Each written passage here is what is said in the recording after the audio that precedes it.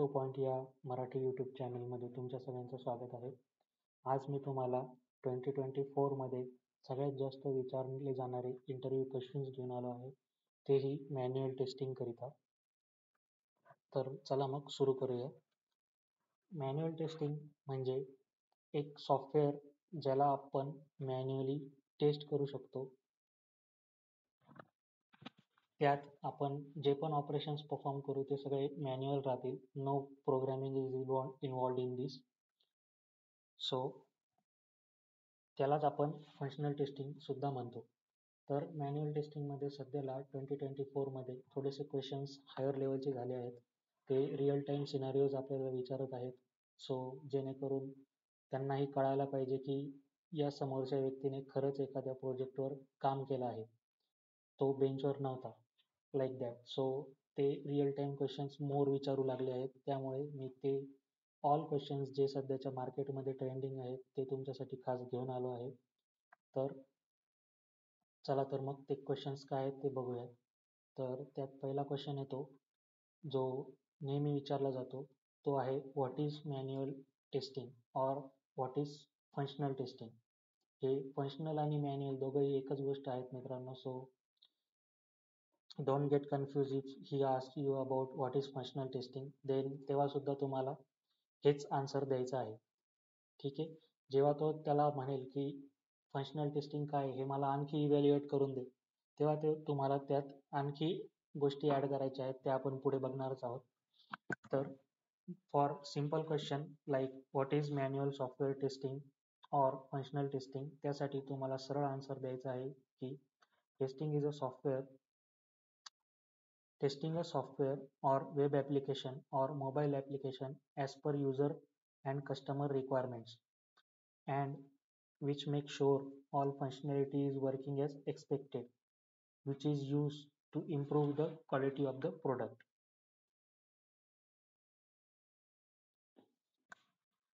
यानंतर next question जो सगळ्यात जास्त विचारला जातो तो आहे what is software development life cycle. आता सॉफ्टवेअर डेव्हलपमेंट लाईफ सायकल यामध्ये तुम्हाला ओव्हरऑल प्रोसेस तुम्हाला एक्सप्लेन करायची आहे. पण सगळी एक्सप्लेन करत बसायची नाही. आपण काय सांगायचं, पॉईंट टू पॉईंट बोलायचं सरळ. तर सगळ्यात पहिले आपण सॉफ्टवेअर डेव्हलपमेंट या प्रोसेसमध्ये काय होते याबद्दल समजून घेऊया. तर सगळ्यात पहिले होते रिक्वायरमेंट गॅदरिंग, त्यानंतर ॲनालिसिस, डिझाईन, डेव्हलपमेंट, टेस्टिंग, आणि त्यानंतर रिलीज, आणि त्यानंतर होते मेंटेनन्स. तर रिक्वायरमेंट गॅदरिंग म्हणजे काय, तर रिक्वायरमेंट गॅदरिंगमध्ये आपण जे सॉफ्टवेअर डेव्हलप करणार आहोत त्याबद्दल सगळी माहिती जमा करतो. तर कोणाकडून जमा करणार आपण ही माहिती? ही आपण जमा करणार स्टेक होल्डरकडून किंवा क्लायंटकडून. जो आपला क्लायंट असेल ती ही सगळी माहिती आपल्याला प्रोव्हाइड करेल. नंतर त्याने दिलेल्या माहितीचं ॲनालिसिस केलं जातं. आता हे ॲनालिसिस कोण करेल? यासाठी असतो बिझनेस ॲनालिस्ट. सिमिलरली याच्यासोबतच मॅनेजर सुद्धा असतो जो या प्रोसेसवर नजर ठेवून असतो. बिझनेस ॲनालिस्ट जेव्हा रिक्वायरमेंट गॅदर करतो क्लायंटकडून, त्याच्यानंतर तो त्याला 2 डॉक्युमेंट्समध्ये कन्वर्ट करतो. त्यांचं नाव आहे BRS आणि SRS. BRS म्हणजे बिझनेस रिक्वायरमेंट स्पेसिफिकेशन आणि SRS म्हणजे सॉफ्टवेअर रिक्वायरमेंट स्पेसिफिकेशन. या दोघं डॉक्युमेंट्समध्ये आपल्याला ज्या प्रोजेक्टवर काम करायचं आहे त्या प्रोजेक्टमध्ये डेव्हलपमेंट कशी होणार आहे या रिलेटेड सगळं मेन्शन केलेलं असतं. बिझनेस रिक्वायरमेंट स्पेसिफिकेशनमध्ये प्रोडक्टबद्दल माहिती असते, जसं त्याला कशा प्रकारचं प्रोडक्ट बनवून हवं आहे. ते एकतर इन्शुरन्स बेस्ड डोमेनवर असू शकतं, ते बँकिंग बेस्ड डोमेनवर असू शकतं, ते PLM बेस्ड डोमेनवर असू शकतं, अदरवाईज ते गेम बेस्ड डोमेनवर असू शकतं, अदरवाईज ते एज्युकेशन डोमेनवर असू शकतं. It's depends on the project. Okay. Analysis केल्यानंतर नेक्स्ट पार्ट स्टार्ट होतो तो डिझायनिंगचा. आता डिझायनिंगमध्ये दोन टीम्स इन्वॉल्ड असतात. एक असते डेव्हलपरची टीम, दुसरी असते टेस्टरची टीम. डेव्हलपरची टीम जसं क्लायंटला प्रोजेक्ट रिक्वायर्ड आहे त्याप्रमाणे डेव्हलपिंग स्टार्ट करते. तसंच टेस्टरची टीम ज्याप्रमाणे सॉफ्टवेअर डेव्हलप होणार आहे त्यासाठी टेस्ट केस क्रिएट करायचं स्टार्ट करते.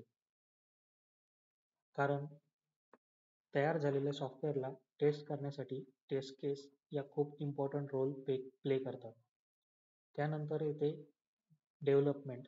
डेव्हलपमेंट जेव्हा डेव्हलपमेंट किंवा डिप्लॉयमेंट आपण याला तेव्हा म्हणू शकतो जेव्हा सॉफ्टवेअर डेव्हलपर्स रेडी असतात त्यांच्या कोड सहित आणि ते त्याला डिप्लॉय करतात एका एन्व्हायरमेंटवर. त्या एन्व्हायरमेंटचं नाव आहे QA आणि UAT. नेहमी एखादं सॉफ्टवेअर डेव्हलप केल्यानंतर ते टेस्ट करण्यासाठी ऑलवेज डेव्हलपर्स काय करतात त्याला दोन एन्व्हायरमेंटवर ठेवतात. पहिलं असतं QA एन्व्हायरमेंट, दुसरं असतं UAT एन्व्हायरमेंट. ते येतं डेव्हलपमेंट सेक्शनमध्ये ज्यामध्ये कंटिन्युअसली डेव्हलपमेंट चालू असते. लाईक हे झाल्यानंतर त्याचे नेक्स्ट स्टेप्स केले जातात. जसं पहिलं मॉड्यूल डेव्हलप केल्यानंतर त्याचं नेक्स्ट मॉड्यूल डेव्हलप केलं जाईल, त्याच्यानंतर आणखी त्याचं नेक्स्ट मॉड्यूल डेव्हलप केलं जाईल. सो ते येतं डेव्हलपमेंटमध्ये. त्यानंतर जसं मी तुम्हाला सांगितलं की डेव्हलपर त्यांना QA आणि UAT एन्व्हायरमेंटवर पुट करतो. त्याच्यानंतर टेस्टर्स ते दोघं एन्व्हायरमेंट डेव्हलपरकडून घेतात किंवा त्यांना ते डायरेक्ट असाइन केले जातात बाय मॅनेजर. ते असाइन केल्यानंतर टेस्टर्स त्यावर टेस्टिंग परफॉर्म करतात. सगळ्यात पहिले मिळते आपल्याला ते असते QA एन्व्हायरमेंट. आणि QA एन्व्हायरमेंट आपल्याला टेस्टिंग परफॉर्म करायची असते. तर यानंतरचा फेज आहे तो आहे रिलीज. एकदा आपली QA आणि UAT वर टेस्ट कंप्लीट झाल्यानंतर आपल्याला आपल्या प्रोडक्टबद्दल साइन ऑफ द्यावा लागतो. तो साइन ऑफ आपण टोटल केलेली टेस्टिंग आणि त्यात आलेले फेल्युअर्स, त्यानंतर त्याच्या रिपोर्टिंगवर या सगळ्यांवर अवलंबून असतो. तर याचा जो मेन साइन ऑफ आहे तो टेस्टर्सकडून जातो मॅनेजरला की yes we are good with the product and we can go for the release. त्यानंतर प्रोडक्ट रिलीज केले जाते. रिलीज केल्यानंतर सुद्धा कधी कधी प्रोडक्ट डिलिव्हर झाल्यानंतर सुद्धा कस्टमरला काही इश्यू फेस होतात. तर ते इश्यू सॉर्ट आउट करण्यासाठी आपल्याकडे नेक्स्ट स्टेज आहे ती आहे मेंटेनन्स. मेंटेनन्समध्ये असले इश्यू सॉर्ट केले जातात जेणेकरून कस्टमरला कुठलाही प्रॉब्लेम फेस झाला तर तो का आला, तो कुठल्या इश्यूमुळे आला हे बघितलं जातं आणि त्यानंतर ते सॉल्व्ह केले जातात बाय डेव्हलपर्स. आणि डेव्हलपर्सने ते सेम सॉल्व्ह केल्यानंतर ते परत असाइन करतात टेस्टर्सला जेणेकरून टेस्टर्स पुन्हा एकदा त्याला टेस्ट करून रिलीजसाठी साइन ऑफ प्रोव्हाइड करतील. तर ही असते सॉफ्टवेअर डेव्हलपमेंट लाईफ सायकल. आता जेव्हा तुम्हाला इंटरव्ह्यूवर क्वेश्चन विचारतो की what is software development life cycle, तर तेव्हा तुम्हाला एवढं डिटेल एक्सप्लेनेशन द्यायची त्याला गरज नाही आहे. तुम्ही त्याला सरळ सांगू शकता. सगळ्यात पहिले त्याला स्टेप्स सांगायच्या की यामध्ये काही स्टेप्स इन्व्हॉल्ड असतात. ज्यामध्ये पहिली असते requirement gathering, analysis, design, then development, त्यानंतर testing, then release our product, then we will release our product and then the last stage is maintenance. त्यानंतर तुम्हाला याच स्टेप्स त्याला सिंपल लँग्वेजमध्ये एक्सप्लेन करायचे आहे. रिक्वायरमेंट गॅदरिंग म्हणजे काय? So in requirement gathering we gather requirement from stakeholder and client or client. Project manager, business analyst and senior QA are involved in this meeting to gather and understand the requirements. त्यानंतरची stage आहे analysis. ॲनालिसिसमध्ये काय होईल? On the basis of requirement project manager and team perform analysis and plan how to develop the software and total estimated time to develop a software. तसंच time size यामध्ये ठरवली जाते आणि कोणती मेथडॉलॉजी आपण यूज करणार आहोत ते यामध्ये ठरवलं जातं. There are 2 types of methodologies. एक आहे अजाईल मेथडॉलॉजी, एक आहे वॉटरफॉल मेथडॉलॉजी. सध्या मार्केटमध्ये मोस्टली अजाईल यूज होते, तर तुम्ही सांगू शकता की सध्या आम्ही अजाईल यूज करतो. त्यानंतर येते stage development. Now here development is started by developer. They start coding and then deploy the code for next phase testing. Next phase of testing.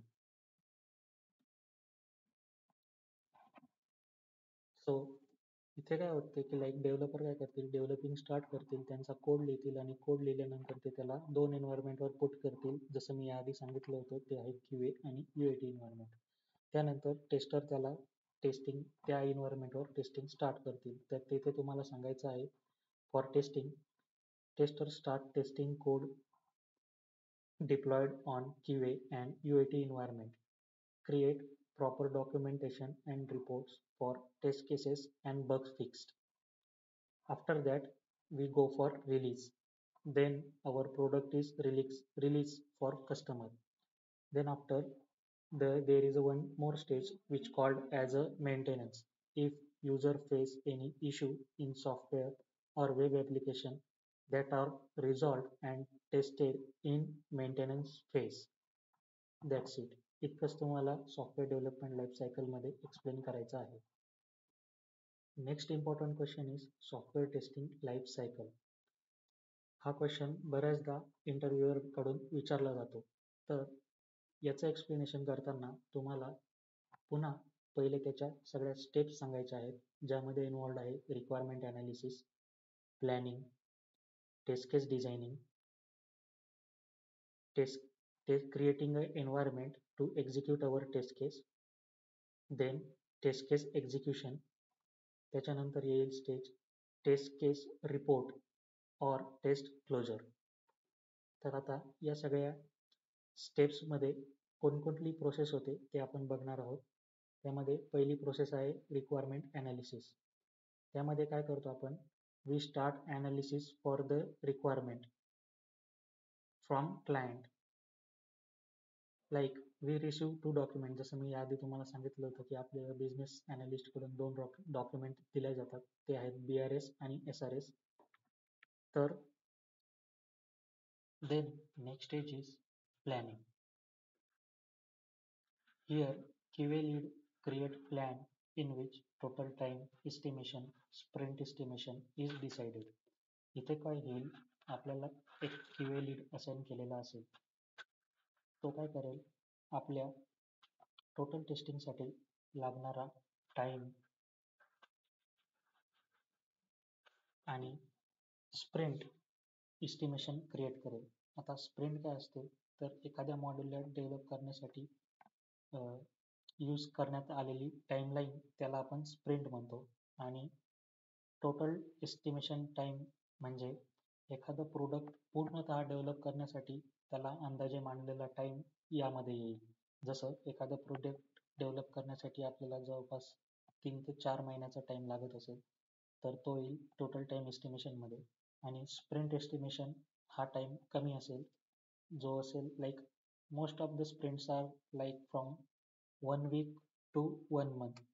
Mostly unexpected event असेल तरच ती स्प्रिंट 1.5 महिन्याची होते जास्तीत जास्त, त्यापेक्षा जास्त जात नाही. स्प्रिंट टाईम असतो हा 1 वीक पासून 1 मंथ पर्यंतच, एवढाच. ठीक आहे. प्लॅनिंगमध्ये तुम्हाला सांगायचं आहे हे. त्यानंतर असेल test case design. Manual tester starts to create test cases for our product, like whatever our application has. For that we are start creating test cases. Then testing environment. This testing environment we receive from our developer. When we receive our QA and UAT environment, then we further go for the testing. After that there is one stage which is a test case execution. Once test cases are ready, we start to execute them on environment and start test our application. Then next stage is test case reporting or test case closure. Now after we are done with our test case execution, we have to create a report for this. There are very different types of reports, such as test matrix is there, requirement traceability matrix is there, and the report which we are going to submit, which contains all our requirement and test cases in it. So there are three kinds of reports we are going to share with our manager to go for the sign up. That also I am going to discuss in this same series. Now next, one of the most asking and important question आहे हा आता, जो आहे बग life cycle और defect life cycle. आता जेव्हा जेव्हा केव्हा एखाद्या टेस्टरला त्याच्या सॉफ्टवेअरमध्ये एखादा बग और एरर आढळून येतो, तेव्हा तो त्याला कसा रिस्पॉन्ड करतो या रिलेटेड या सगळ्या स्टेप्स आहेत. तर तो बग सापडण्यापासून तर त्याला फिक्स करण्यापर्यंत कुठल्या कुठल्या स्टेजेस परफॉर्म होतात त्या आता आपण सगळे डिस्कस करणार आहोत. तर जेव्हा एखादा बग हा सापडला जातो बाय टेस्टर, तेव्हा तो त्याला न्यू असं असाइन करतो.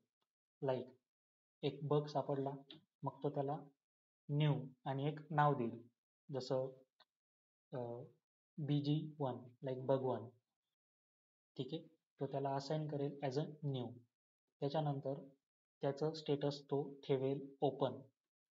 लाईक त्या बगचं स्टेटस असेल एक, जसं दोन प्रकारचे राहतील यात, ओपन आणि क्लोज्ड. आता हा आपल्याला जस्ट सापडला आहे, त्यामुळे त्याचं स्टेटस आपण ठेवू ओपन.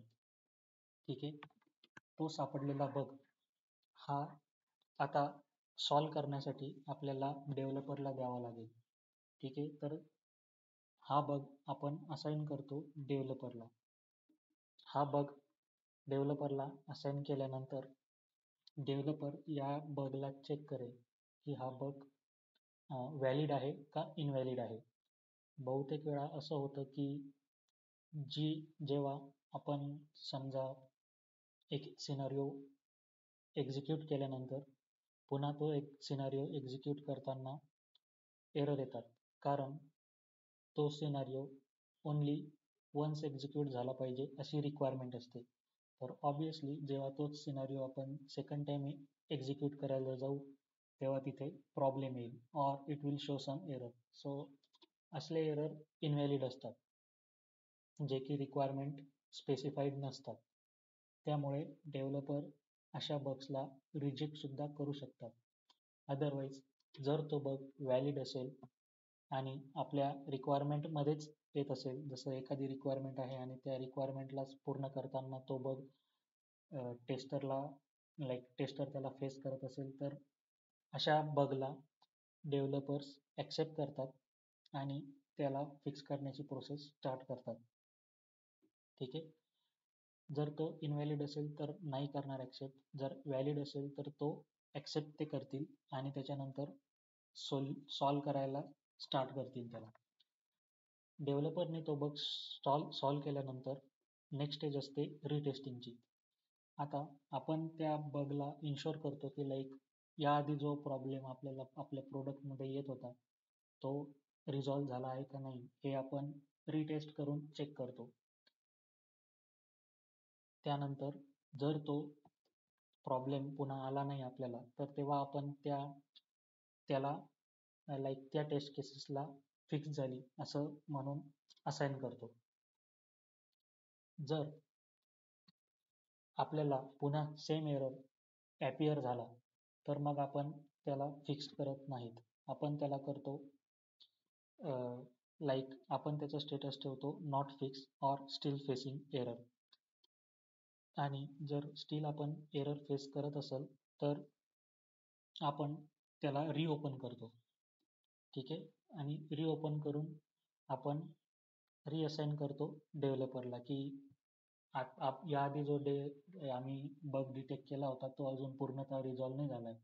त्यामुळे जर ते नॉट फिक्स असेल तर आपण डेव्हलपरला तो रिअसाइन करून देऊ. अदरवाईज जर तो फिक्स झाला असेल तर तो बग किंवा डिफेक्ट हा क्लोज केला जातो. ठीक आहे, सो याचं एक्सप्लेनेशन कसं द्यायचं, like whenever a tester find any bug he will assign it as a new. then he mark its status as open.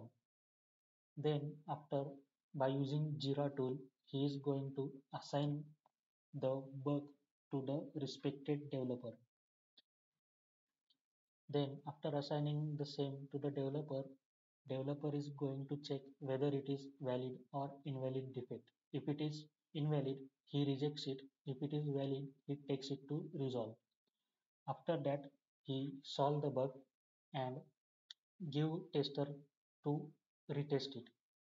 Then tester perform retesting on the same. If it is fixed, tester is going to close the defect. Otherwise, tester is going, if it is not fixed, if it is not fixed, then tester again going to reopen and reassign it to the developer. ही आहे बग life cycle. ही तुम्हाला अशीच explain करायची आहे to the interviewer. Now next question is how to test software when you don't have any test data. हा क्वेश्चनही खूप वेळा विचारला जातो बाय इंटरव्ह्यूअर. सो याचा आन्सर आहे we perform exploratory testing for this. We explore the product and create test cases for every testing feature and module. So exploratory testing हे static टेस्टिंगच्या अंडर येतं.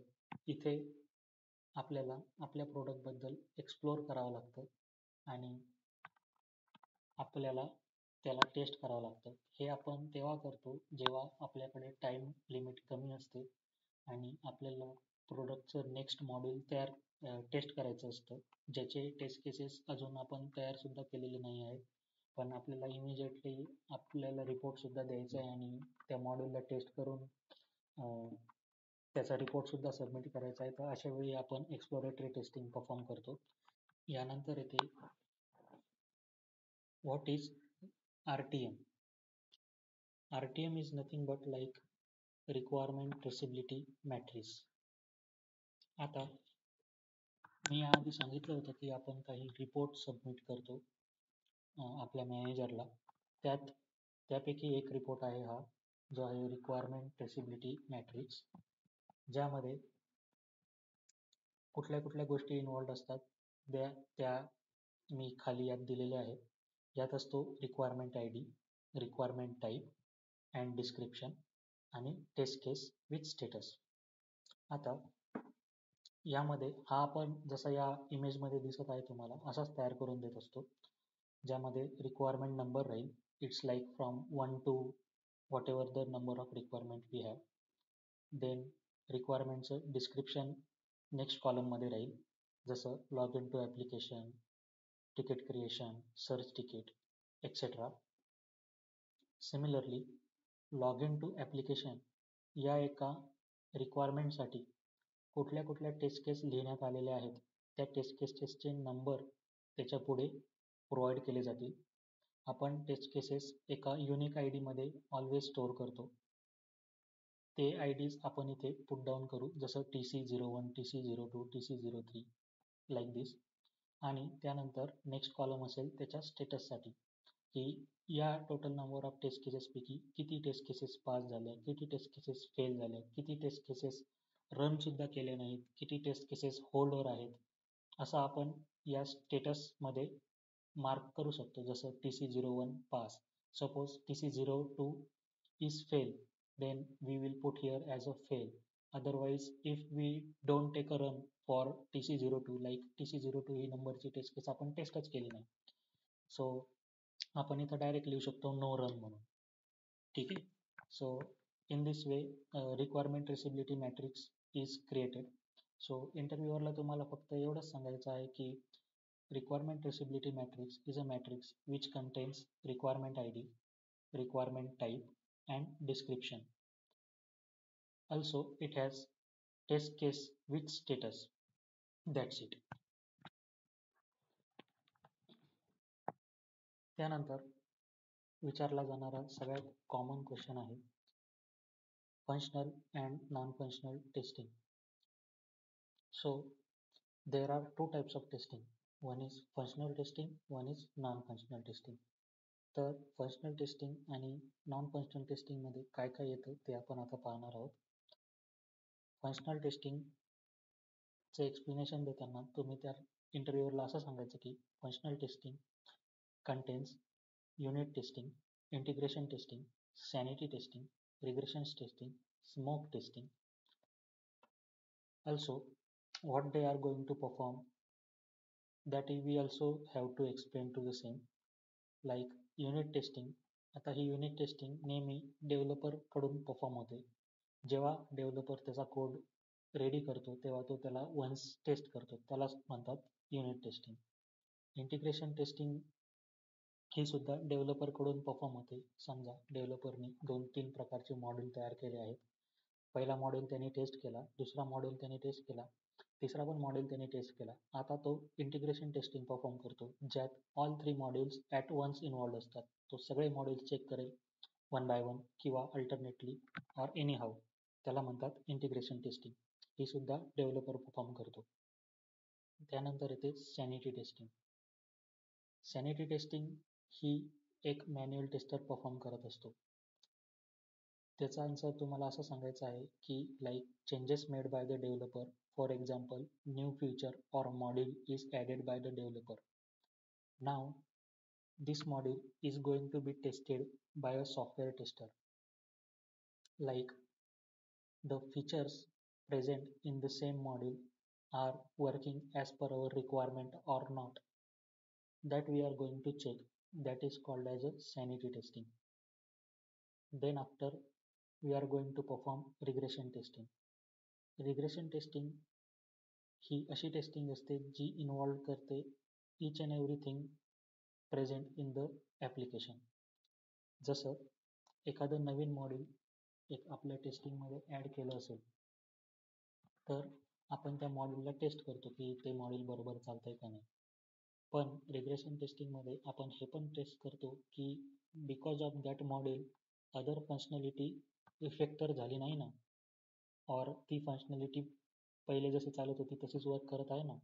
ही गोष्ट आपण या टेस्टिंगमध्ये इन्व्हॉल्व करतो, त्याला म्हणतात regression testing. So for that you have to say like after sanity testing, due to this feature it doesn't affect any other function of the software. Like after sanity testing, due to this feature or module, it doesn't affect other functionality of software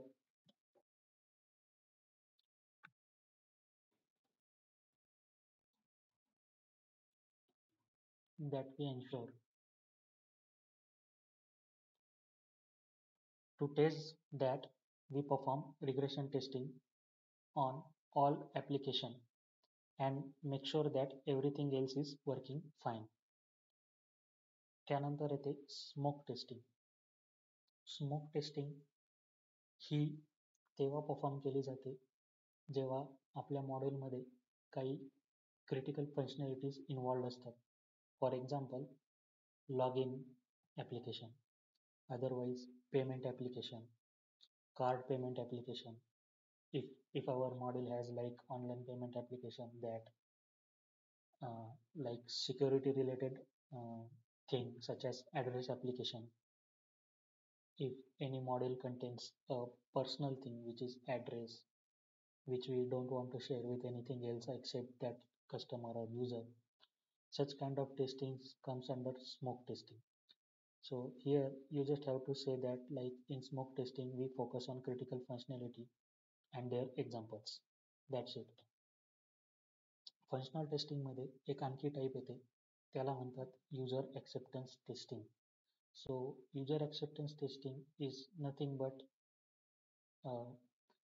step by step examination of our application by creating a proper plan, executing that proper plan, creating reports and take a sign off from manager. So it is a big process, hence मी ते इथे involve नाही केली.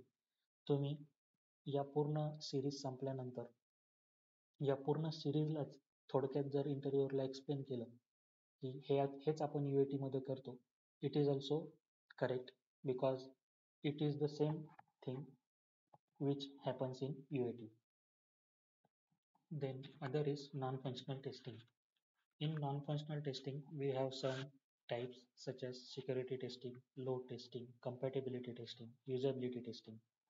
So it contains different things in it, such as uh, for security testing, there are separate team for the testers who are going to perform the security testing, which is mainly focused on some points like confidentiality, integrity of the software, authentication, authorization, availability, and non-repudiation. So, like for this, we have different testers in for this domain. Then we are going to perform load testing, where we are going to use a JMeter tool for load testing on the web application to check its load handling capacity. Then compatibility testing. In compatibility testing, software is tested. For example, the OS he supports, the installation and uninstallation process. Like if my software is like able to work in Windows 7 or in Windows 8 or in Windows 10 fluently or not, that we are going to check. Uh, like it shouldn't be slow, like slow in process or performance. That all things are going to be tested in compatibility testing. Then after that there is a usability testing, where user friendliness of the software is tested here. In this, like what is user friendliness, like we are going to test like how user is going to interact with this software. The If that is a application such as like insurance based application or uh, e-commerce based application, then user must easily able to use that application. Like he no need to think like how do I going to sign in here. Just every options is simply available in front of him. That is that is we check as per the user perspective in usability testing. Okay, so for security testing we have separate team. For load testing we use a tool which is called JMeter, and by using this JMeter tool we are going to test load capacity of the software. Then compatibility testing. In compatibility testing we are going to test like whether our software or application is able to work in different operating systems with different hardwares, uh, different like memory resources. Like what if it has like only 4 GB RAM, then how it reacts. It shouldn't uh, perform low like this. And usability testing is used to check the user friendliness of the software. Then after this, uh, we have a one question which is many times asked by the interviewer: what is defect triage or bug triage? So the answer for this is like defining defect on the basis of priority and severity is called defect triage or bug triage. जसं मी तुम्हाला याआधी सांगितलं होतं की जेव्हा आपल्याला बग सापडतो त्या बगला आपण असाइन करतो डेव्हलपरला. तर त्या बगच्या काही कॅटेगरीज असतात, जसं लो, मीडियम आणि हाय. तर त्या प्रकारे आपण ॲज अ मॅन्युअल टेस्टर त्याला दोन पार्ट्समध्ये डिवाइड करतो, लाईक हाय प्रायोरिटी वन आणि लो प्रायोरिटी वन. तसंच हाय सेव्हरिटी वन आणि लो सेव्हरिटी वन. सो प्रायोरिटी आणि सेव्हरिटी या दोन पार्ट्समध्ये आपण त्याला नंतर डिस्क्राईब करतो. तर प्रायोरिटी आणि सेव्हरिटी काय असतं हे या खाली मी तुम्हाला एक्सप्लेन केलेलं आहे. Priority is a term that defines how fast we need to fix a defect. Okay, and this priority one is not going to affect any functionality. Okay, so it is only a visual related defect. Severity, which affect the functionality of the software, it comes under severity. So it has four types such as high priority and high severity, high priority and low in severity, low priority and low in severity, similarly low priority and high severity. Okay, so we will going to check what is this one by one. High priority and high severity example is given below here. इथे if payment button is not working and there is no other option for the payment, then this is a high priority and high severity example.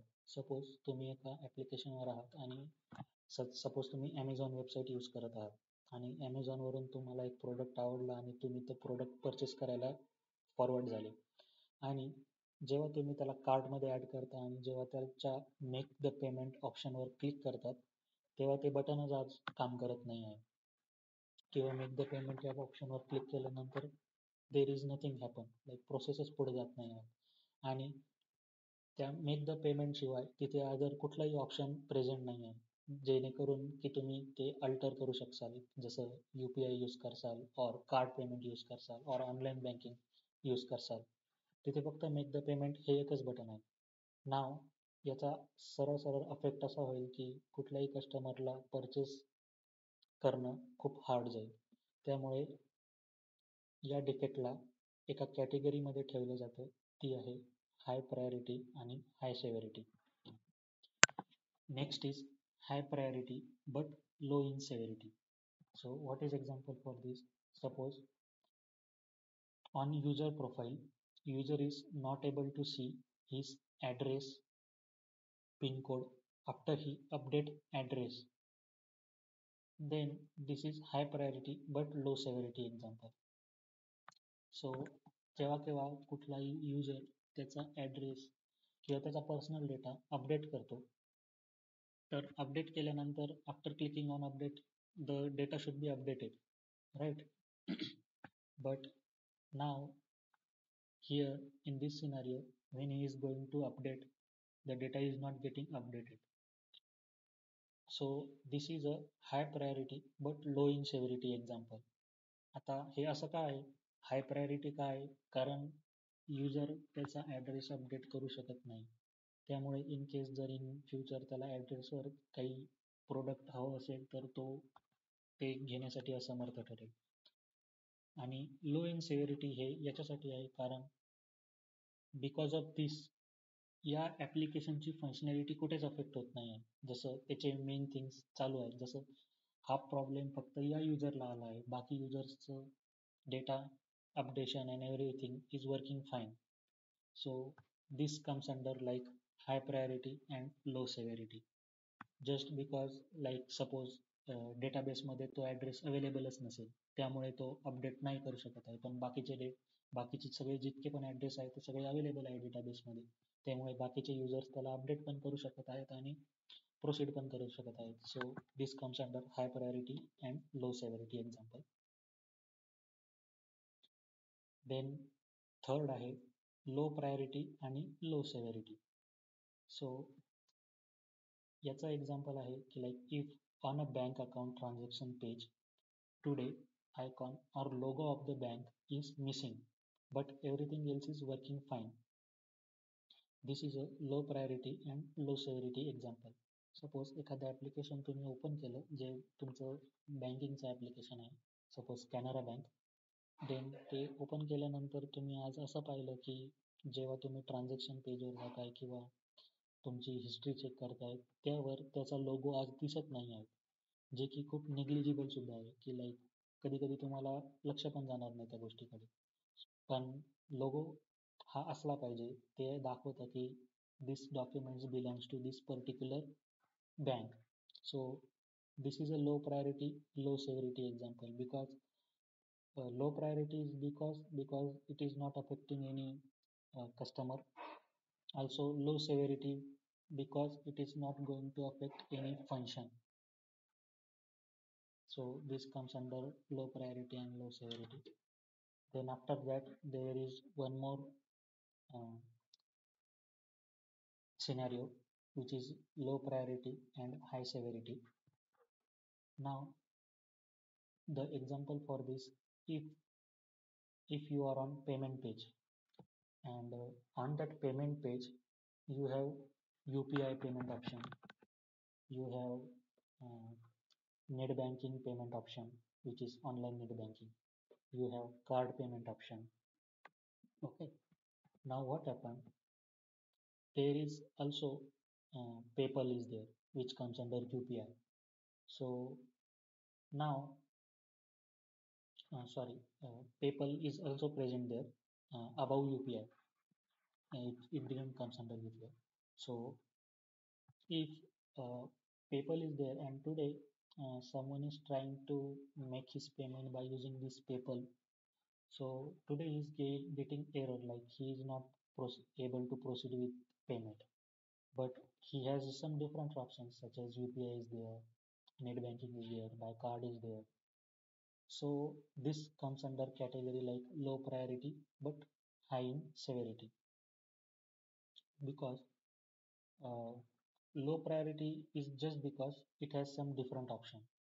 But someone only has, if he has only PayPal, then he is not able to make his payment. So this will comes under low priority and high severity.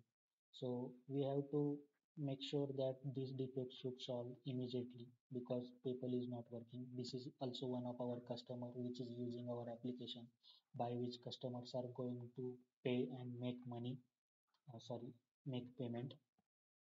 So this comes under the category low priority and high severity. Then after, next question is, what is bug, defect and error? This is the most common question. Many times it will ask. I am going to give you the one real-time example for this to you initially, and then we go for the whatever written here. Like जेव्हा केव्हा एखाद्या टेस्टरला एखादा error आढळून येतो प्रोग्राममध्ये, तेव्हा त्या एररला like टेस्टरला जर तो एरर सापडला तर टेस्टर त्याला बग म्हणेल. ठीक आहे, कारण तो डिटेक्टेड बाय टेस्टर आहे, तर त्याला बग म्हणेल. आणि जेव्हा हा बग तो डेव्हलपरला असाइन करेल, आणि डेव्हलपरला असाइन केल्यानंतर डेव्हलपर त्याला ॲक्सेप्ट करेल की yes this is a problem. So आता डेव्हलपर याला ॲज अ डिफेक्ट ट्रीट करेल. ठीक आहे, जेव्हा हा डिफेक्ट सॉल्व होईल तर त्याचं स्टेटस मार्क राहील की resolve. Okay, so this is all scenario. Like आपल्याला लाईक एखाद्या मॅन्युअल टेस्टरला एरर जर सापडला तर टेस्टर त्याला ॲज अ बग म्हणेल, आणि जेव्हा सेम बग असाइन केला जाईल डेव्हलपरला तेव्हा तो डेव्हलपर त्याला डिफेक्ट म्हणेल. ठीक आहे, जर तो डेव्हलपर त्या बगला रिजेक्ट करेल तर मग तो लाईक अंडर रिजेक्टेड कॅटेगरीमध्ये येईल. तो एक डिफरंट सिनारिओ आहे, पण this is the main scenario. Okay, so आता मी एक्सप्लेन करतो like what is error, bug and defect. Error जसं मी आता याआधी सांगितलं की प्रोग्रामेबल एरर. ठीक आहे, जर एक असा एरर येतोय जो अनएक्सपेक्टेड आहे, that we can call as a error. Bug like error detected during testing. जसं मी तुम्हाला सांगितलं होतं की एखाद्या टेस्टरने जर तो एरर डिटेक्ट केला तर तो त्याला बग म्हणेल. So this is the same. Error detected during testing when software is under development. Defected. Then what is defect?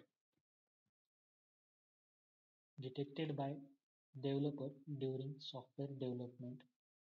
Accepted by developer from QA. ठीक आहे, इथं दोघी सिनारिओ सांगण्यात आलेले आहे. जसं मी तुम्हाला सांगितलं होतं, बग असाइन केल्यानंतर तो डेव्हलपर त्याला डिफेक्ट कॉल करेल.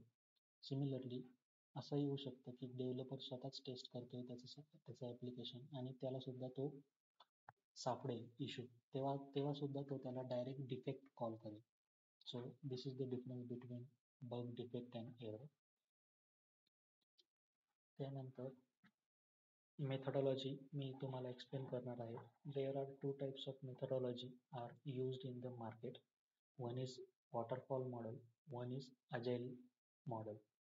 सो या दोन सॉफ्टवेअर डेव्हलपमेंट प्रोसेसच्या मेथडॉलॉजीज आहेत ज्या मोस्टली यूज होतात ऑल ओव्हर द ऑर्गनायझेशन. सध्या सगळ्यात जास्त ट्रेंडिंग आणि मोस्टली यूज होणारी मेथडॉलॉजी आहे ही अजाईल मेथडॉलॉजी. अजाईल मेथडॉलॉजी ही स्प्रिंटली वर्क करते. Sprint is nothing but a time to develop a module. आणि अजाईल मेथडॉलॉजीमध्ये आपण एकदाच सॉफ्टवेअर तयार करत नाही, आपण त्याला मॉड्यूल बाय मॉड्यूल डेव्हलप करतो.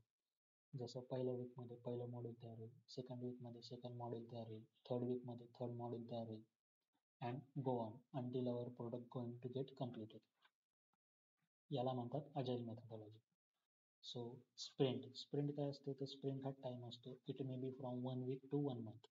Okay, so suppose now the sprint time is 1 week. Now what is going to happen in that 1 week? It is given in this following diagram. First we we we perform planning, then we perform designing, then we perform development, then we perform testing, then we deploy our product. After deploying our product, we will review our product. Okay, and then again for the next module same cycle is started. For module 2 again planning is started, designing, development, testing, deployment, and then review. So this is the continuous process going in agile methodology. So agile methodology आणि waterfall methodology मध्ये फरक फक्त हा एवढाच आहे की agile methodology मध्ये we can make changes anytime we want.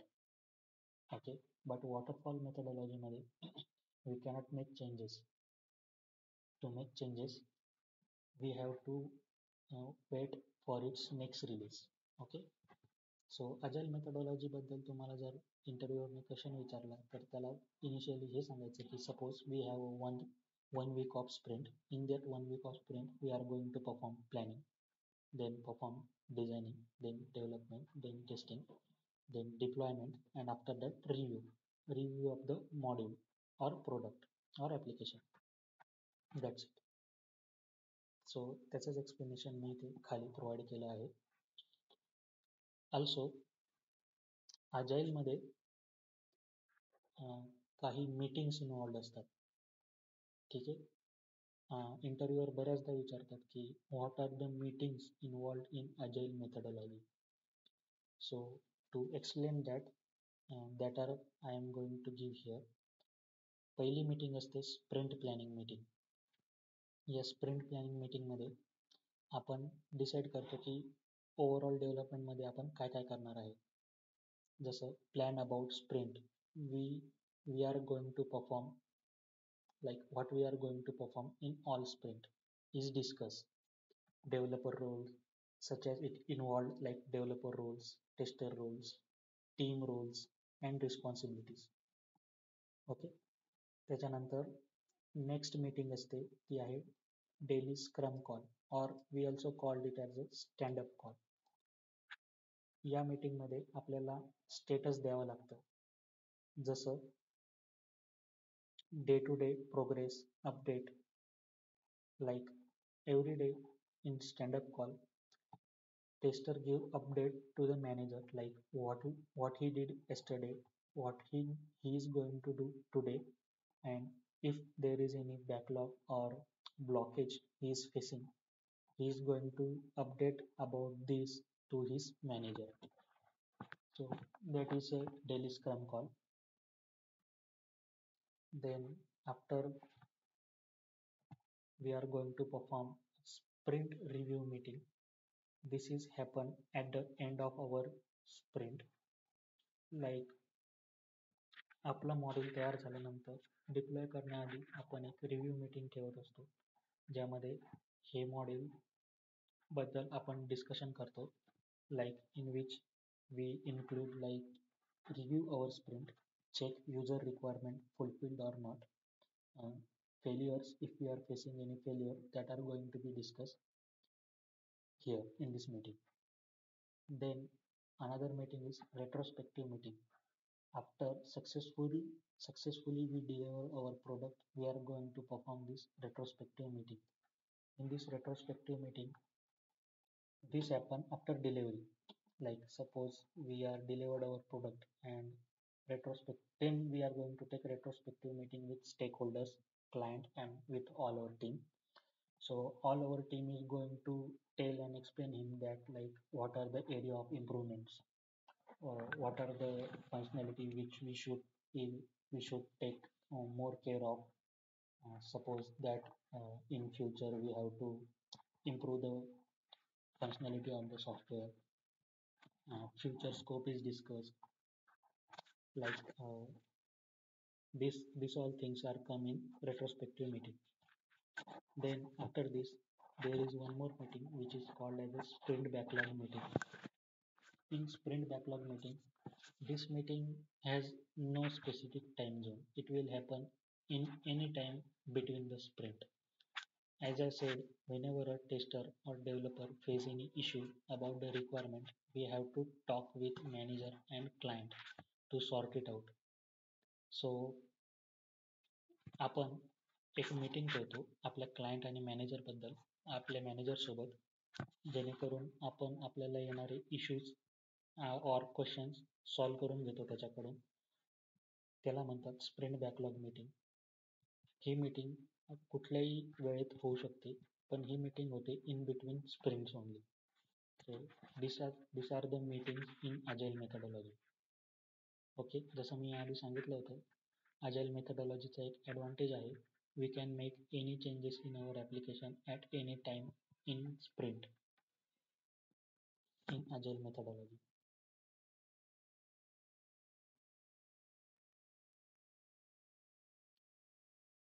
Okay, त्यानंतर येते waterfall methodology. Okay, so waterfall methodology like त्यांचे जे स्टेप्स असतात ना ते ऑलवेज सेम असतात, फक्त फरक थोडासा असतो. लाईक जसं मी सांगितलं की वॉटरफॉल मेथडॉलॉजीमध्ये तुम्ही एकदा चेंजेस परफॉर्म केले की त्यानंतर ते चेंजेस रिव्हर्ट करता येत नाहीत. ते तेव्हाच रिव्हर्ट होतील किंवा त्यातमध्ये तेव्हाच आता चेंज होईल जेव्हा त्याचं नेक्स्ट व्हर्जन इम्प्लिमेंट करण्यात येईल. So this is a waterfall methodology, ज्यामध्ये काही पॉईंट्स इन्व्हॉल्ड असतात, जसं रिक्वायरमेंट्स, डिझाईन, इम्प्लिमेंटेशन, व्हेरिफिकेशन और टेस्टिंग आणि त्याच्यानंतर डिप्लॉयमेंट अँड मेंटेनन्स. डिसॲडव्हान्टेज जसं मी एक्सप्लेन केलं होतं की we cannot change, that is same present here. Then after we have one more question by interviewer, like what is verification and validation. This is the most this you can say a most important question. Most of the time in functional testing interview this was asked. So like verification comes under static testing. Similarly validation comes under dynamic testing. Verification comes under QA process, like we test and verify development going as per the requirement using BRS and SRS document that we are going to test and done on QA environment done before validation. So this is to be done on QA environment and this is to be done before validation.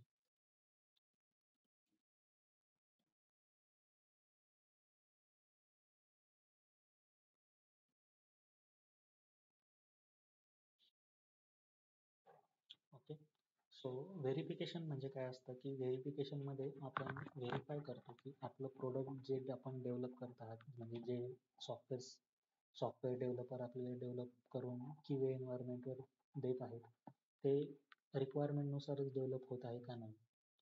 त्यासाठी आपण reference घेतो BRS आणि SRS डॉक्युमेंटचा.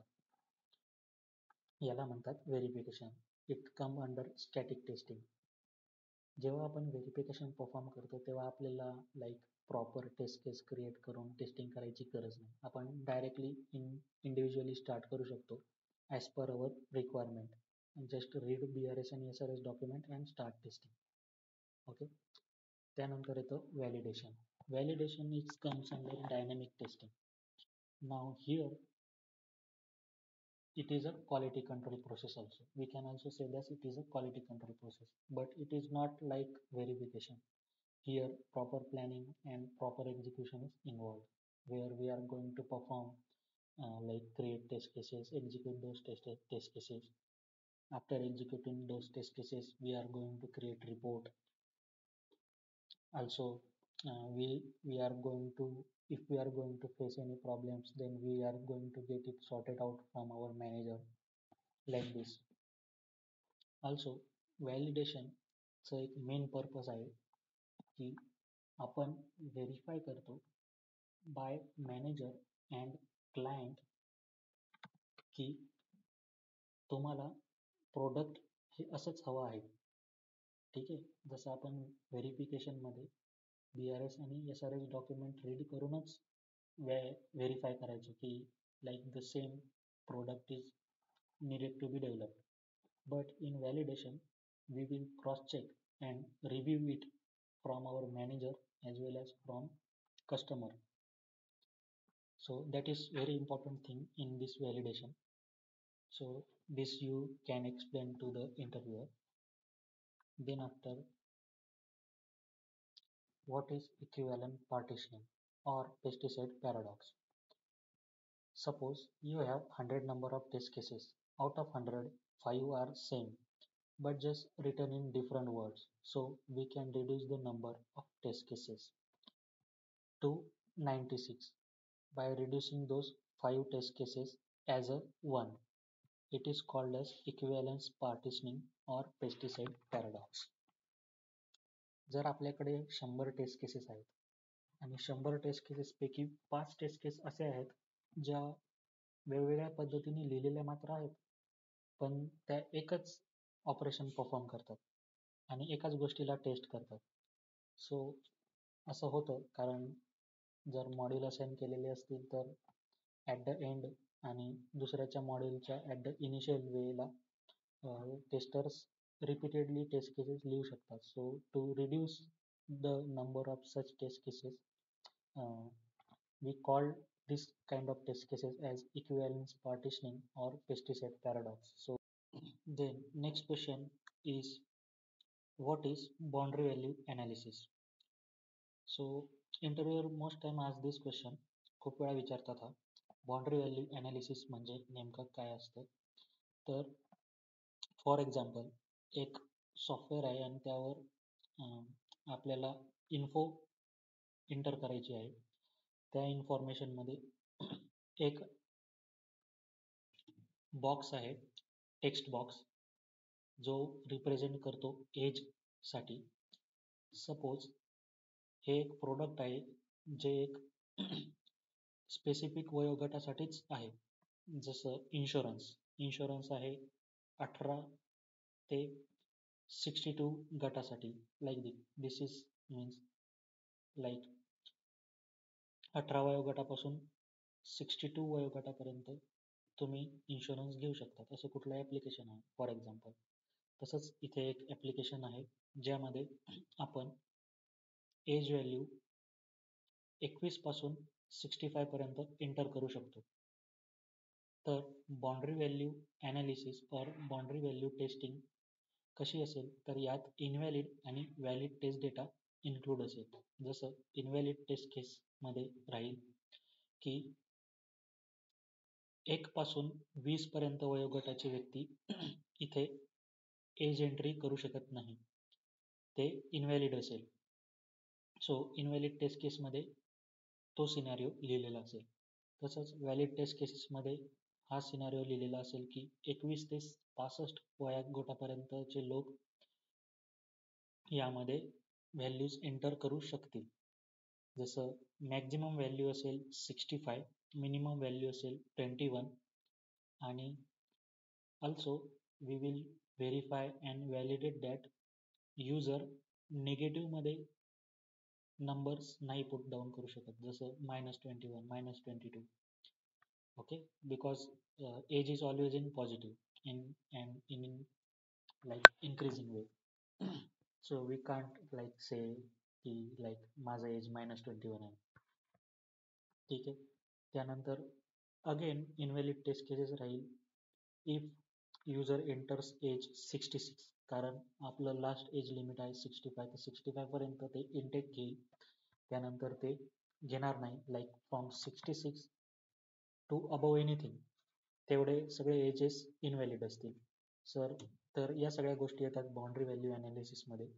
त्यालाच आपण boundary value testing सुद्धा म्हणतो. Okay, so हेच तुम्हाला इंटरव्ह्यूअरला एक्सप्लेन करायचं आहे. त्यानंतर आहे, मी याआधी तुम्हाला सांगितलं होतं की आपण काही रिपोर्ट शेअर करतो. त्यात असते RTM which is requirement traceability matrix, जी आपण याआधी पाहिली. एक असते टेस्ट केसेस रायटिंग. तर आपण टेस्ट केसेस कशा लिहितात या मी आता या स्नॅपशॉटमधून तुम्हाला सांगणार आहे. सपोज जेव्हा केव्हा आपण टेस्ट केस किंवा मॅन्युअल टेस्ट केसेस लिहायला स्टार्ट करतात, ते अशीच डॉक्युमेंट बनवतात एक्सेलमध्ये. Otherwise if your organization is using Jira और झॅपॅर प्लगइन, देन त्या गोष्टी यूज केल्या जातात. पण most of the time the Zephyr one needs licence और the Jira is free, but the functionality which we are going to use in it, for that we have to purchase it. So it is always better to use Excel sheet. It is fast and easy to use and convenient also, and we can make lots of changes easily and anyone can use it. So we preferably use Excel sheet. तर taste केस कशा लिहितात? तर taste केस लिहिण्यासाठी एक environment create करायला लागतं, जे की तुमच्या समोर सध्या दिसत आहे. त्यात तुम्ही लिहिसाल project name. Suppose project name Facebook आहे. Module name, suppose log in module सध्या डेव्हलप केलं जात आहे, तर मॉड्यूल नेम टाकायचं. क्रिएटेड बाय, डेव्हलपरचं नाव असेल. इथे एकच डेव्हलपरचं नाव दिलं आहे, पण in real time there are multiple developers are involved here. Then creation date, कुठल्या दिवशी लाईक कोडिंग स्टार्ट झाली त्याची डेट असेल. रिव्ह्यूड बाय, इथे टेस्ट लीड आणि मॅनेजरचं नाव असेल. त्यानंतर रिव्ह्यूड डेट, इथे ज्या दिवशी त्याला रिव्ह्यू केलं गेलं त्याची डेट असेल. त्याच्यानंतर आपण असले कॉलम्स तयार करतो, असे काही, ज्यामध्ये आपण आपल्या टेस्ट केसेस लिहिणे सुरू करणार आहे, ज्याच्यात टेस्ट सिनारिओ ID, आता यालाच आपण टेस्ट केस ID सुद्धा म्हणतो, जो की युनिक असेल.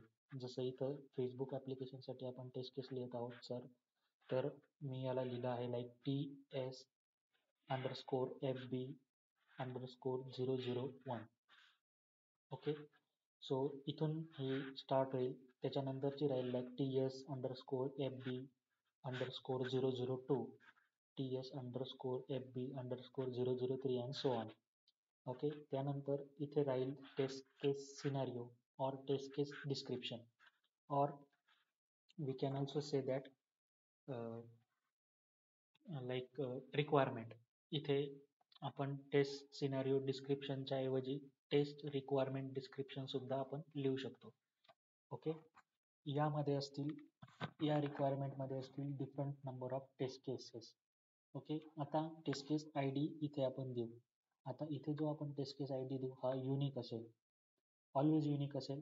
आणि असं पण असू शकतं लाईक आता या पर्टिक्युलर सिनारिओ किंवा रिक्वायरमेंटसाठी टेस्ट केस IDची संख्या जास्त आहे, जसे 5, 10, 15. ओके, तर या रिक्वायरमेंटमध्ये येतील फॉर एक्झाम्पल 5 ते 10 टेस्ट केस IDs. तुम्ही त्याला काही नाव देऊ शकता, जसं FK_1, FK_2 and so on. Okay, त्यानंतर टेस्ट केस ID लिहिल्यानंतर त्या टेस्ट केसबद्दल डिस्क्रिप्शन इथे प्रोव्हाइड केलं जाईल. तसंच जर त्यासाठी काही प्री कंडिशन रिक्वायरमेंट असेल तर प्री कंडिशनबद्दल इथे माहिती दिली जाईल. टेस्ट केस परफॉर्म केल्यानंतर एक लाईक पोस्ट कंडिशन काय रिझल्ट असेल ती माहिती इथे पुट डाऊन केली जाईल.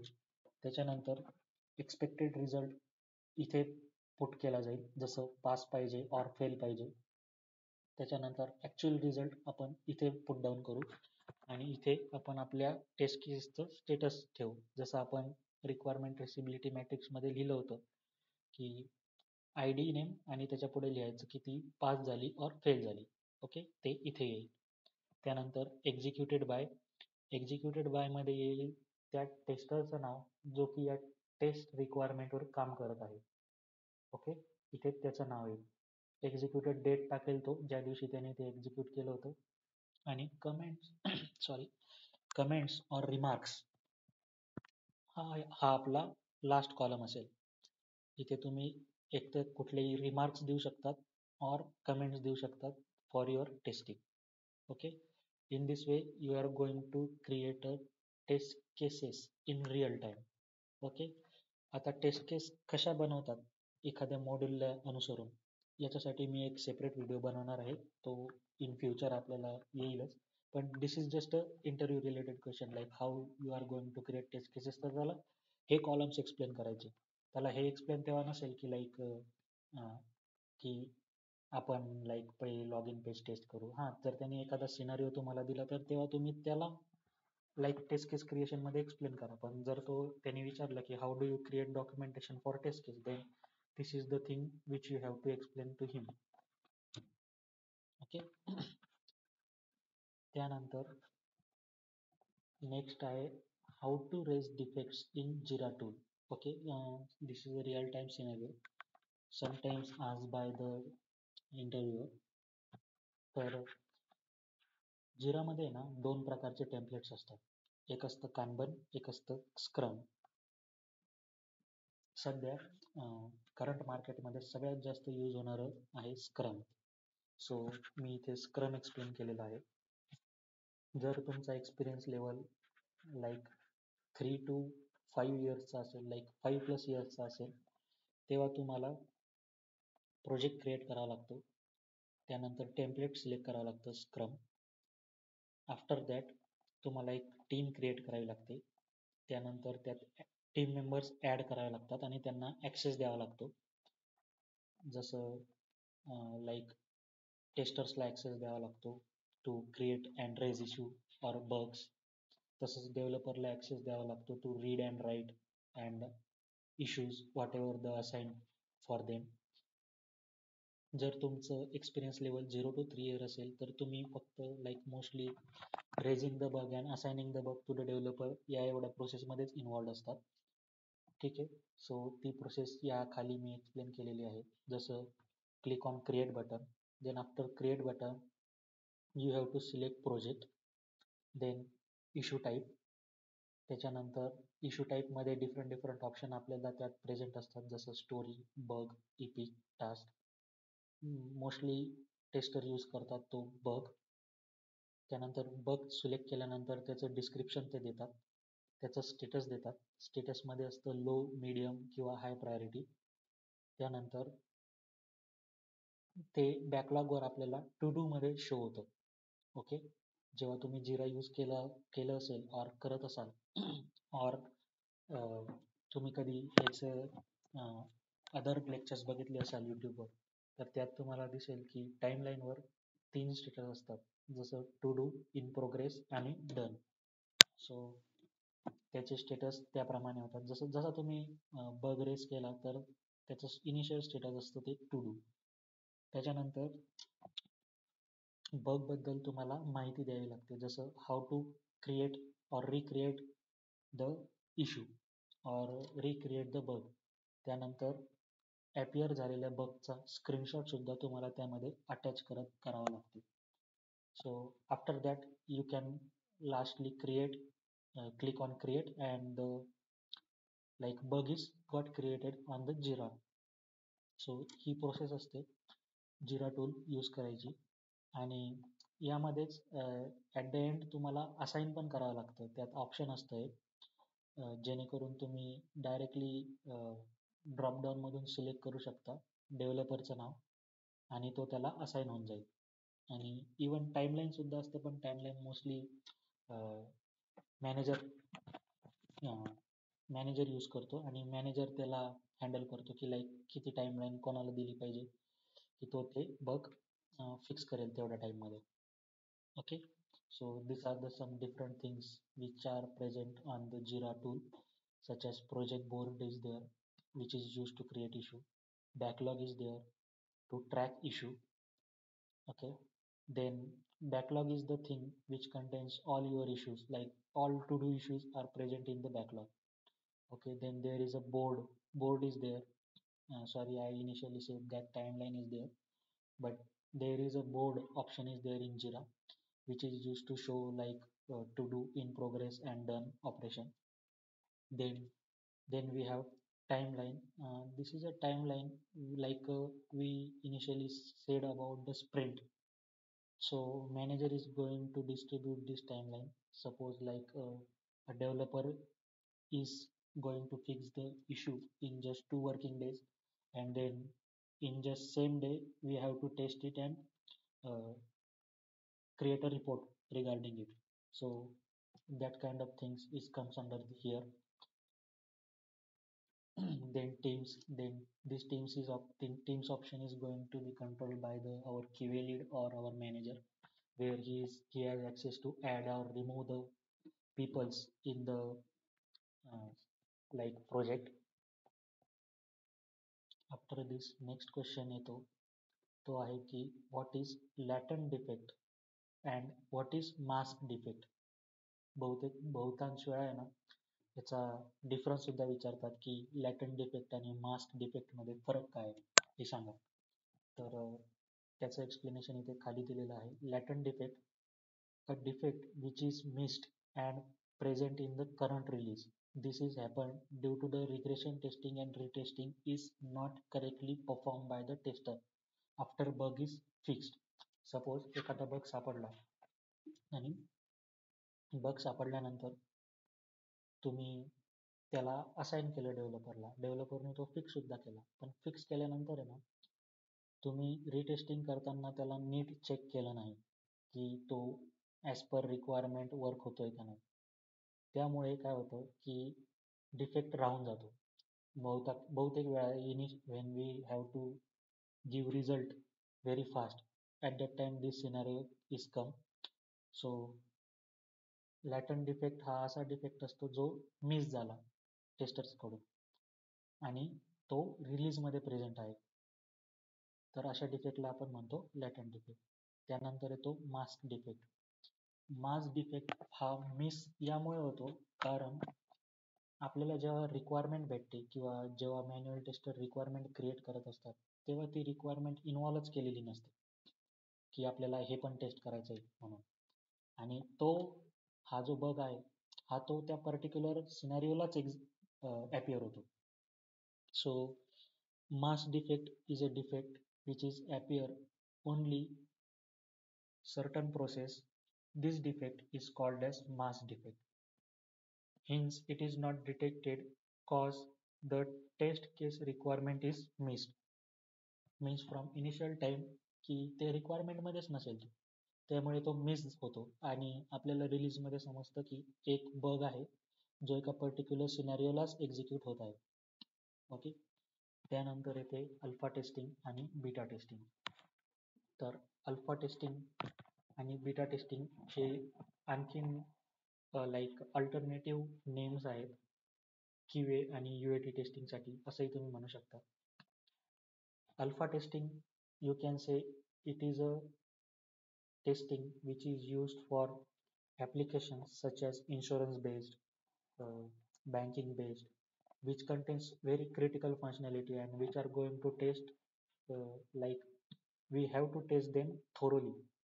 So all those things comes in alpha testing. So in alpha testing what things are included? We have to create a proper plan, then we have to create a proper documentation for the same, then we are going to create test cases for the same, again we are going to create one environment to execute those test cases. Manual testers and functional testers both are involved here. Then they are going to create a report after executing all those test cases, and then we are go for the release after the reviewing the product. So this all functionality are going to come in the alpha testing. So just simply said that it is a detailed process of testing any software. Okay, and beta testing. Then next is beta testing. Like beta testing is not a detailed thing. We don't have to create environment for this, or no need to create a proper testing documents or report documents.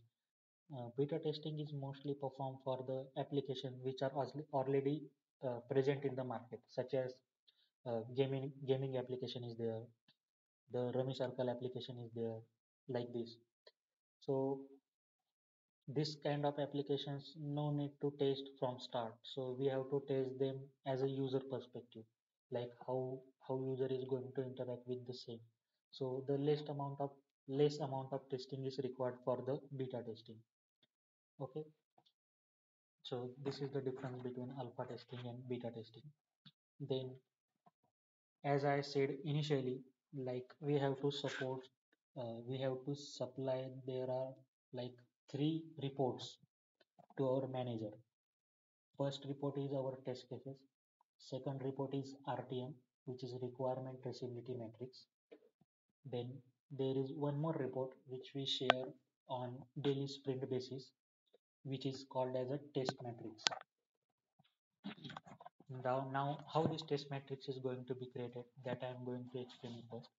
Suppose you have 1 week of time sprint. In that 1 week of time sprint, you have to perform testing on nearly about 10 requirements. So suppose that each 10 requirement, suppose one requirement contains nearly about two number of test cases. Okay, then total number of test cases we have are like 20. Okay, for 10 requirements. Okay, so now for the 20 test cases we are going to write result for them, like how many of them are passed, how many of them are failed, how many of them are succeeded, how many of them are not run, how many of them are blocked. Like this we are going to create. So for that, as I shown here, we create a matrix like this, such as number of requirements, average number of test case return as per requirement, total number of test case return for all requirements, and so on. In this way we are going to write our matrix. Also we are going to write a, a percentage matrix also, which shows our our sprint how much successful it is. Okay, so for that we are going to write some formulas, such as like percent of test case executed. Okay, so like it is 90% showing here because two of our test cases are failed. Then percent of test cases not executed, this is 10 showing here. Then percent of test cases passed, it is 88.9%. And percent of test cases failed, which is a 12.5%. So to calculate those, we have certain formulas, like which we also give in this document, because sometimes we have to share the same, like our manager has to share the same to the client. So he is not going to see what formulas we are going to use to calculate this. So we are going to give him a same formulas also, like to calculate number of test cases passed, we have formula here: number of test cases passed divided by total number of test cases executed multiplied by 100. So it is going to give me the this value, which is 88.9. So similar way we have this another formulas to perform different uh, actions, like how many test cases are blocked, how many test cases are failed, how many test cases are not executed, percent of the test cases executed. These are comes here. So this is a test matrix which we have to share with our manager. So this is also a very important question. This is a real time question which asked by the interviewer many times in the interview of functional testing. Then next question is, what is bug leakage? Okay, bug leakage occurs when a defect that was previously reported and fixed reappears in software after it was thought to be resolved. This is usually happen when testing team fails to identify the reoccurrence of the bug during testing or regression testing. During retesting or regression testing. Okay. So bug leakage. Bug leakage म्हणजे काय असतं माहिती आहे का? एकदा समजा एक error आला, ठीक आहे, तो रिझॉल्व सुद्धा झाला आणि रिटेस्ट करताना टेस्टर्सनी थोडीशा चुका केल्या जेणेकरून तो नीट टेस्ट झाला नाही आणि नंतर जेव्हा आपलं प्रोडक्ट रिलीज केलं गेलं तेव्हा तो डिफेक्ट पुन्हा ॲपियर झाला, ठीक आहे. पण आता बग लिकेज सिनेरिओ हॅपन झाला इथे. जसं तो डिफेक्ट तर वापस आलाच, पण त्या डिफेक्टमुळं अदर सिनारिओ सुद्धा इफेक्ट होऊ लागले, जसं अदर फंक्शनॅलिटीला सुद्धा इफेक्ट पडू लागला. त्याला म्हणतात बग लिकेज. आणि हे हे होतं due to the failure during retesting and regression testing. So या दोन डिफरंट थिंग्स आहेत. सो अँड येईल इथे during retesting and regression testing. So at that time this happens. Okay. Then next is what is retesting. So हा question सुद्धा बऱ्याचदा विचारला जातो इंटरव्ह्यूअर कडून. Only testing those test cases which are failed previously and after they fixed testing only these test cases again is called retesting. Suppose initially स्प्रिंटमध्ये तुम्ही 10 taste cases taste केल्या, त्याच्यापैकी 4 फेल झाल्यात. ते 4 फेल झालेल्या तुम्ही असाइन केल्या डेव्हलपरला आणि डेव्हलपरने त्या फिक्स करून तुम्हाला दिल्या रिटेस्ट करण्यासाठी.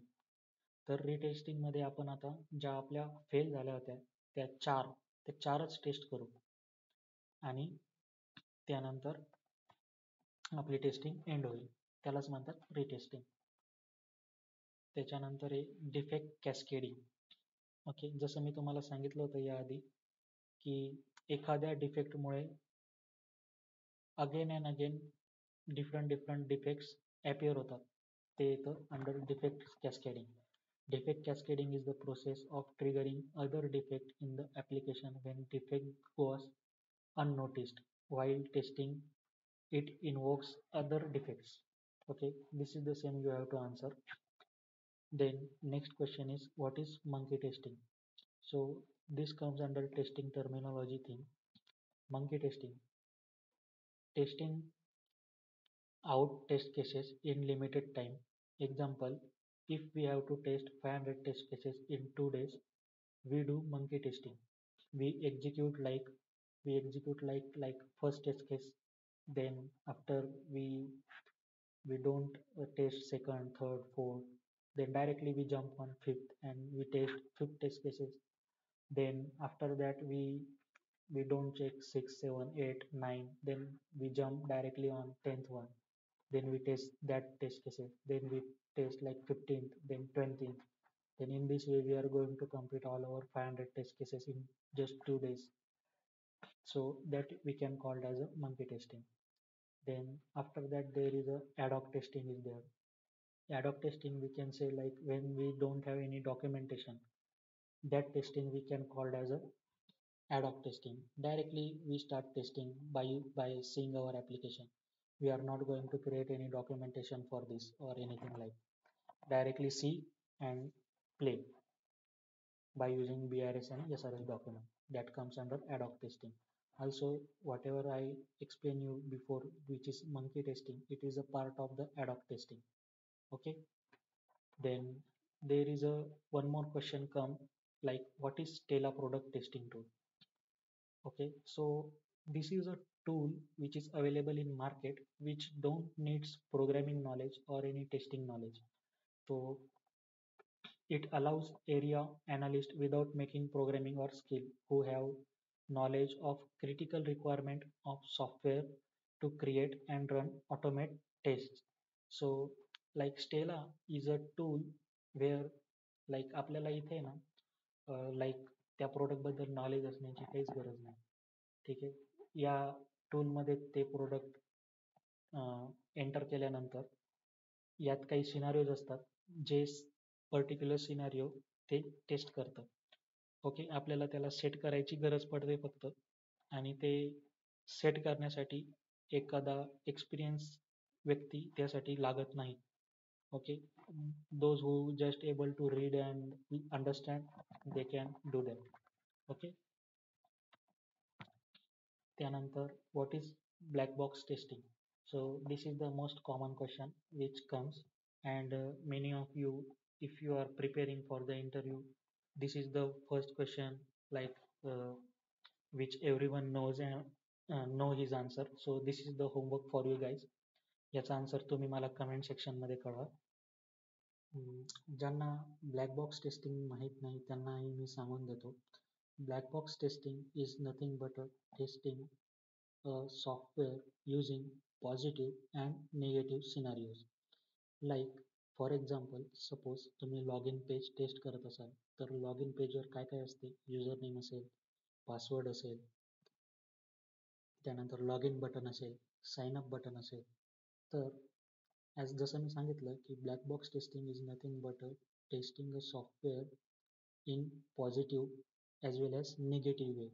So to test this login page positively, तर याचा अप्रोच कसा असेल की तुम्ही युजर नेम टेस्ट करसाल, पासवर्ड टेस्ट करसाल, लॉगिन बटन वर्क करतंय का नाही टेस्ट करसाल, साइन अप बटन वर्क करतंय का नाही टेस्ट करसाल. This is a in positive way you are going to test. Okay, now what is the negative way to test the same. तुम्ही user नेमच्या जागी काहीतरी दुसरंच एंटर करसाल, जसं जे अनएक्सपेक्टेड थिंग आहे. त्यानंतर पासवर्डमध्ये तुम्ही कुठलाही पासवर्ड एंटर करून बघसाल की लाईक त्याच्यासाठी किंवा एखाद्या युजरसाठी काय कुठलाही पासवर्ड टाकला तर ते प्रोसीड करतं का और नाही करत हे चेक करण्यासाठी. त्यानंतर log in button properly work करतंय का नाही हे चेक करणार. जसं इथे लॉग इन बटनची निगेटिव्ह फंक्शनॅलिटी अशी असेल की लॉग इन बटननी एनी अदर ऑपरेशन नाही परफॉर्म केलं पाहिजे. जसं लॉग इनवर क्लिक केल्यावर साइन अपसाठी पेज नाही ओपन झालं पाहिजे, लाईक दिस. ही त्याची निगेटिव्ह टेस्ट केस झाली. सिमिलरली साइन अपवर क्लिक केल्यानंतर लॉग इन पेजची स्क्रीन नाही ओपन झाली पाहिजे किंवा लॉग इन ऑपरेशन परफॉर्म नाही झालं पाहिजे. ही त्याची झाली negative test cases for sign up. So याचा सिम्पल आन्सर आहे black box testing is nothing but a testing a application using positive as well as negative scenarios. Okay, तर इथं आपले मॅन्युअल टेस्टिंग आणि फंक्शनल टेस्टिंगसाठी येणारे ऑल क्वेश्चन्स कव्हरअप झाले आहेत. जर तुम्हाला या व्यतिरिक्त कुठलेही एनी अदर क्वेश्चन्स येत असतील तर तुम्ही मला कमेंट सेक्शनमध्ये नक्की कळवू शकता. So thank you and all the best for your job search.